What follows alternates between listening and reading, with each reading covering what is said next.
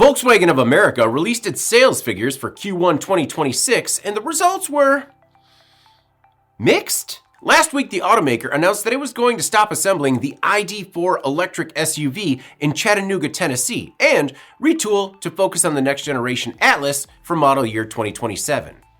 Well, now, it's pretty clear why. According to VW's sales figures, the company sold 7,663 ID4s in Q1 2025.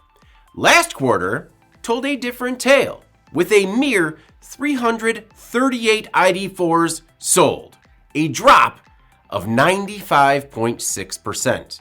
Across the board, sales dipped 16.1% year over year, but there were some wins. The Tiguan LWB saw an increase of 55.2%, and the Golf R sedan increased 4.7%, though the volumes were so low it was just a 36-unit increase. Despite some feel-good stories, sales of VW's electric bus update, the ID Buzz, dropped 35.2%. The subcompact SUV Taos declined nearly 41%, the GTI hatchback dropped more than 21%, and even the Jetta sedan dropped nearly 35%. The plant in Tennessee will refocus on, quote, higher volume models like the Atlas, but even that model saw a 3.2% decline year over year, and the Atlas Cross Sport saw nearly a 7% dip.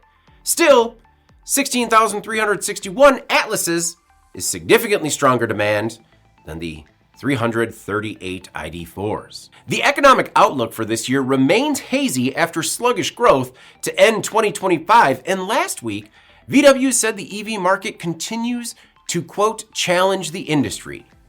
Right now, that looks like quite the understatement. I'm David Manti. This is Manufacturing Now.